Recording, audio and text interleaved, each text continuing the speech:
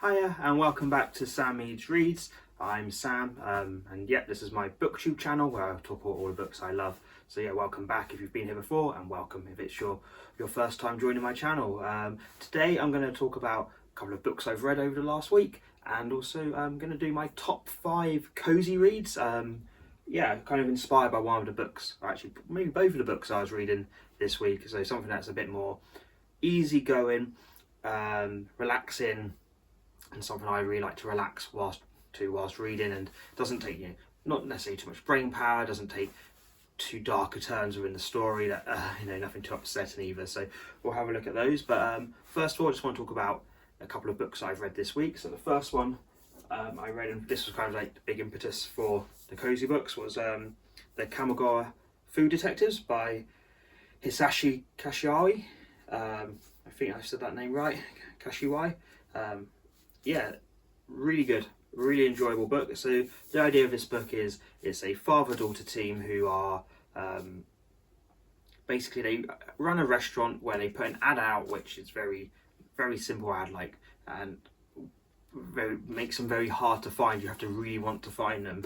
And what they do there is they have a restaurant, but they also have a food detective agency where one person will come in, will tell the story of what food they're looking for, why they're looking for it, and it'll always be something maybe to do with a feeling that they're going through now, or something from their past that they need to relate through, some kind of subconscious thing they need to get through, and then they'll come back 2 or 3 weeks later, and the chef there has cooked a meal which tastes for them exactly like the meal that they were trying to recall or remember, and it's done as kind of like an anthology, so very much kind of in the same way as Before the Coffee Gets Cold, where it's almost like short stories centered around the same thing, different person for each story. Really enjoyed it. It's probably like a 4-star read for me. It's very, very enjoyable, very very cozy, very like the descriptions really good, really engaging. The characters are really engaging as well. Just thought maybe there could be a little bit more to it, a little bit more of a, not necessarily a twist, but a tie-up. But I do feel like there could be a lot of sequels to this, and I'd probably really enjoy it. So as a really good kind of quick, cozy read, the Kamogawa Food Detectives, really good. And kind of guess that's kind of what set me off on this this kind of idea of looking at my top 5 cozy reads, because probably last year I started buying those books where I'd see them in Waterstones, which is a shop in England. Big book kind of chain store. You'd always have like these little kind of hardback books. They always have cats on the front, and actually I've got 2 cats here with me now, and that kind of intrigued me into kind of picking them up and having a read, and just really enjoying them. I think the first one I got was The Cat Who Saved Books, which isn't actually on my list, but I really enjoyed it. And then I've kind of gone through all these kind of, say, Japanese books, which are really, really good, and really, they always seem to centre around like a restaurant or a store or something along that line. So that was really good. And then the other book that I've read this last week was Agatha Christie's short story kind of collection called Sinister Spring. Again, really good. I really like Agatha Christie. I actually really like her short stories. I feel like she gets a lot of plot in, as well as the characterization in a very short space of time. And in some ways I feel like Agatha Christie kind of suits the short story medium more than a longer novel. So I enjoy the speed at which you can have the setup and the payoff. But no, really good. The only thing I'd say about this collection, one disappointing thing, is I do have the Tuesday Club Murders, and there's 2 stories from that collection in this collection, so that was a little bit disappointing. But no, solid collection. I'd say maybe a 3-star read, because again, I've read 2 of them already, and I believe she's got some better stories as well. But that was really good as well.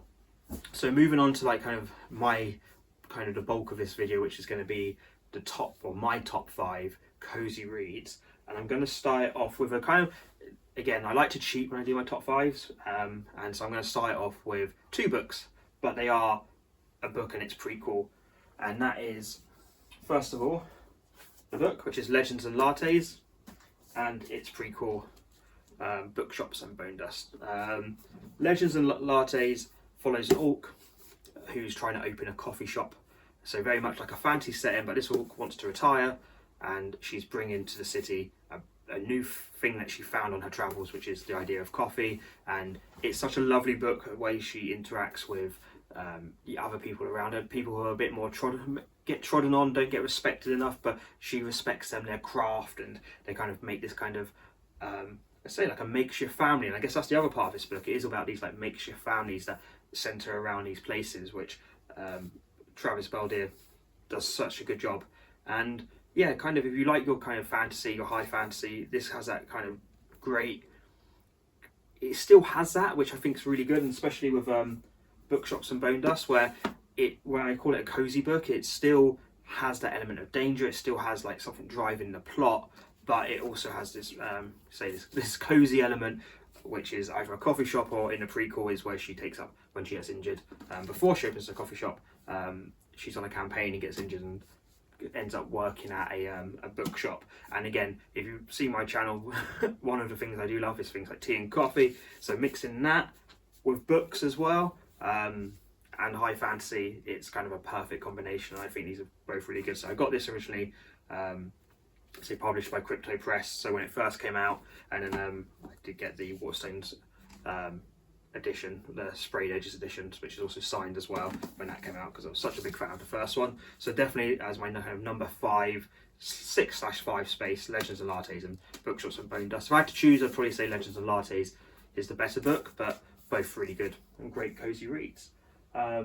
My number 4 option is sticking kind of with fantasy, and that is Wintersmith by Terry Pratchett, which is a Discworld novel. And I haven't read it in a while, and I'm itching to get back into it. So Wintersmith I got when I was younger, like I think maybe like 13, 14, and I loved the Discworld novels. I'd read probably the first 2, so Colour of Magic and The Light Fantastic. I'd also read Hogfather, and I wasn't, and I think someone I knew that I'd liked Terry Pratchett books, and so brought me to Wintersmith, and I read it not knowing that it was part of a larger series, which I've actually got the Tiffany Aikins series. So it's a bit more of a young adult series as well than the normal kind of Discworld novels.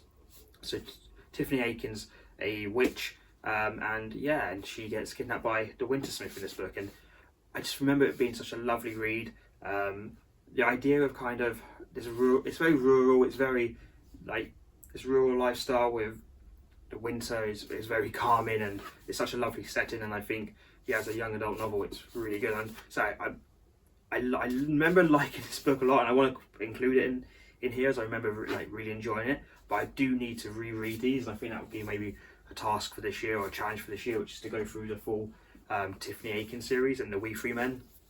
So I'll be looking forward to doing that. But I really enjoyed this when I read it, even though it was a long time ago.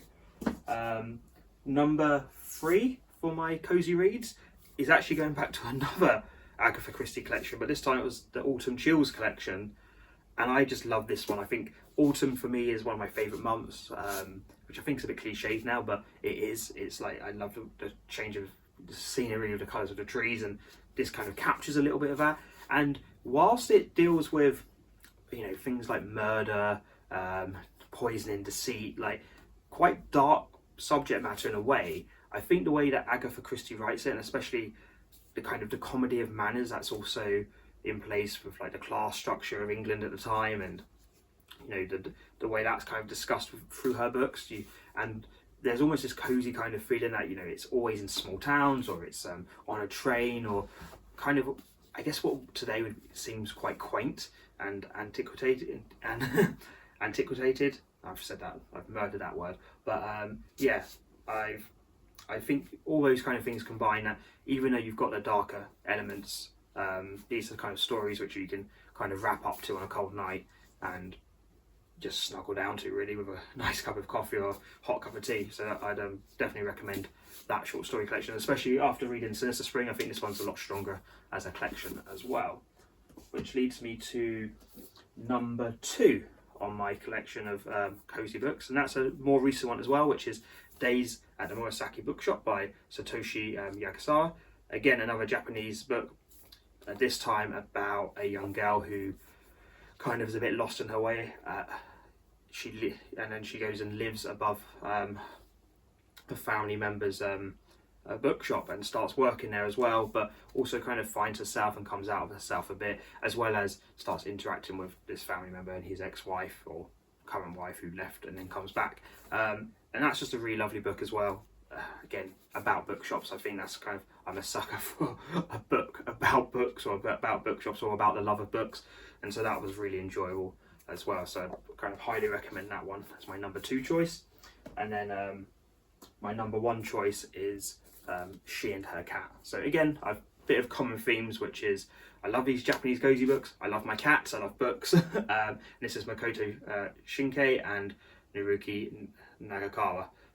She and Her Cat is kind of told, it's 3 different stories told through 2 perspectives. So you get the perspective of the human, and then the perspective of the cat, and I think there's like 3 different stories that kind of take place in that kind of in that structure, and it's really good. It's bittersweet, it's sad, but it's kind of heartwarming as well, and it kind of reminds us why we love cats as well. So that's my number 1 kind of cozy book read. I don't really want to go into too much detail about any of these because I don't want to spoil them either, because I think sometimes part of the joy of these is there's not big plot twists, but it's about bedding down into those characters and really getting to know the characters, the setting, and just enjoying living in these people's lives for the day or 2 it takes to read some of these. I think that's the other thing I found with like more of the cozy books I've read. They are on the shorter side as well, which is quite nice. It feels like you can, I don't know, read them in a sitting or a couple of sit-ins, which I think adds to it as well. And maybe that's why I've picked things like the short story collection as well. I like those where you can read one and you feel like you've had a bit of an achievement, as opposed to, yes, you can really bed into the lives of something that's 1,000 pages like The Count of Monte Cristo, but I wouldn't really say, I think there's a bit of effort that's required, which makes it more, less of a cozy read. I think there's the low effort, the low energy kind of requirement of a shorter book, which makes it a bit more cozy. But anyway, they're my kind of top 5 cozy reads. Let me know what your favourite cozy read is as well. Put it in the comments, and if you can subscribe, that'd be fantastic. And yeah, and if you've read any of those ones I've talked about today, do let me know as well. I'd love to discuss them, see what you think as well. Anyway, hope you have a great day, and we'll speak next time. Thanks a lot.